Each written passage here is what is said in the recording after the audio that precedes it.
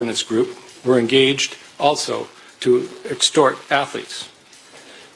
In addition, the IC has information that members of this group also may have engaged in corruption related to the practices in awarding sponsorship and marketing rights, and also the process of selecting or not selecting particular cities for the IAAF World Championships.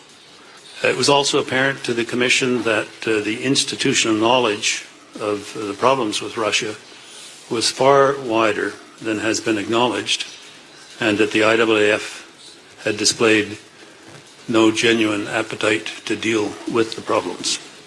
The Commission does not share the views expressed to the effect that the IAAF was inadequate in its responses to blood doping in the period under review. Indeed, in point of fact, the IAAF was one of the leaders in the development of the athlete blood passport.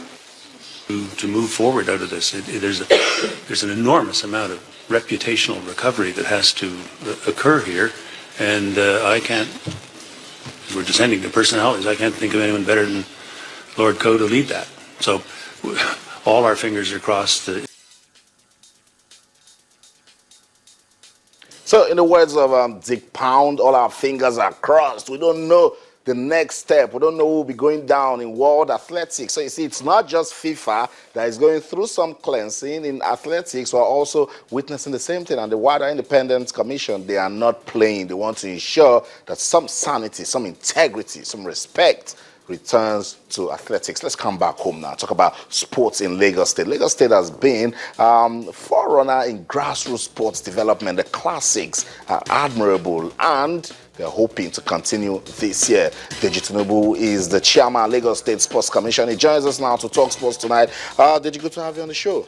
Nice to be here. That's right. The last time I spoke to you, you were fully involved with football. Now, it's total sports for you. What's the experience like? It's been fantastic. It's been an eye-opener. And then it's just, so much potential in sports in Lagos State. The prospects are just so amazing. So I think we're in for a very, very exciting couple of years. That's right. It's a new year. Let's talk about the plans for 2016, talking about sports in Lagos State. What is the focus? Well, I think what we want to do is drive sports through the localities, through the zones. We're trying to make sure that everybody in Lagos has access to sports, even at the entry level. Also that they have access to facilities as well. And I think the key thing is, make sure that anybody who wants to have anything to do with sports can and is able to. Talking about anybody that has anything to do with sports can and be able to. Talk to me about special athletes. I remember Lagos State says they're planning something about a special sports festival. Yeah. Tell me more. Yes, His Excellency Governor Akinwumi Ambode has approved that Lagos State should host the National Disabled Games Festival. Wow. So we're very, very excited about that, because we hold them very special. Governor said is a government of inclusion. He wants everybody to feel the impact of the government.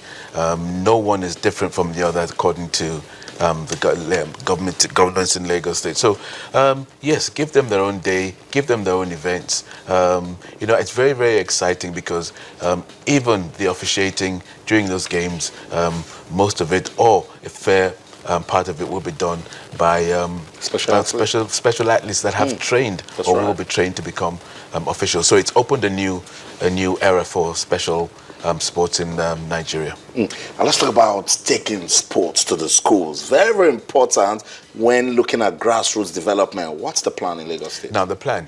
Now, remember in years past, we had physical education was part of the curriculum. Unfortunately, really isn't now. So we're going to drive sports through the localities. We've got teams, various sports going to different local governments, different localities. We'll have centers where children can come and start the sports at entry level. There'll also be situations where, there'll be normal training for people already in the sports. Now, what the plan is that from January onwards onto September, we've got teams, various local governments, various sports.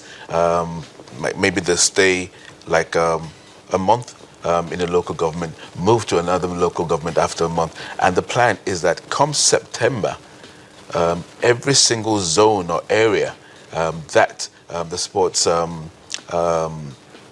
they've gone to, every single area will have zonal championships. That's right. Yeah, and then towards the end of the year, all the zonal champions will come to the center for a state championship. So, Austin, what we're planning to do is that by the end of 2016, we've got the champion school in volleyball, we've got the champion school in track and field, that's right. we've got the individual champion at zonal and state level. And then what does that do?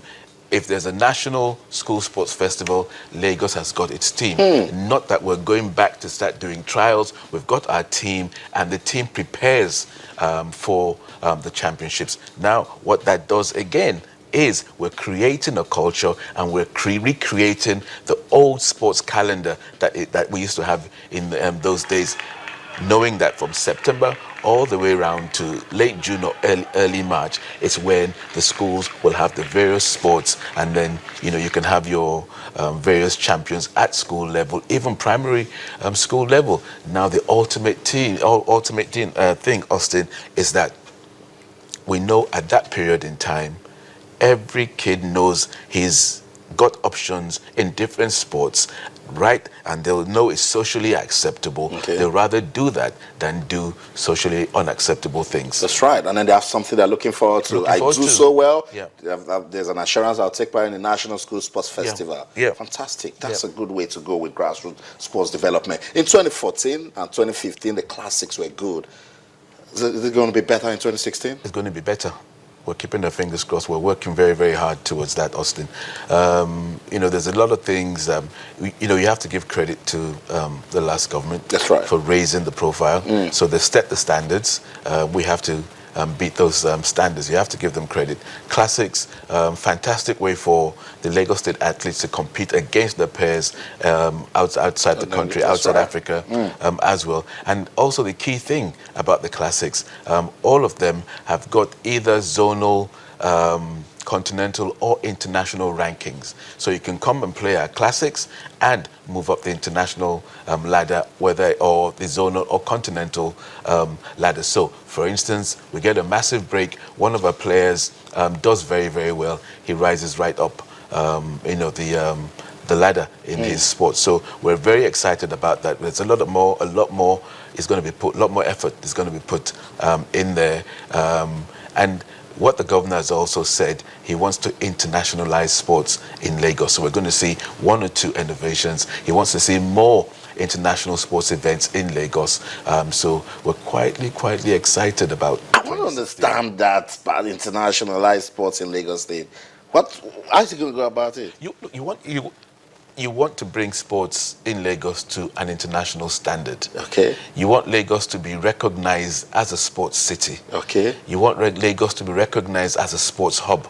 That's where we're eventually headed to, make it a sports hub of Africa. I think we've conceded it to North Africa and South Africa. But the nice thing about it, Austin, is that there's time, and there's a chance, and there's a hope. And once you can feel it, once you can think it, you can do it. And purposeful leadership is going to come. Yeah. Okay, let's talk about your arrival. You came, and now Top Flight League football is back in Lagos. That wasn't my doing. I know, I'm just saying, because you've done so well with football. Now, Ikorodu United and MFM, they'll be taking part in the Nigeria Professional Football League. That's heartwarming news to Lagos football fans. How is the state going to help these football teams? I think they're going to see a lot of things that probably they didn't expect a state to do for them. It's been, how many years that we've had, top flight football in Lagos. We've had an initial meeting with Ikorodu United. Okay. We've spoken to MFM, and then we're going to give them all kinds of support. Obviously, they got free use of the facilities. And then,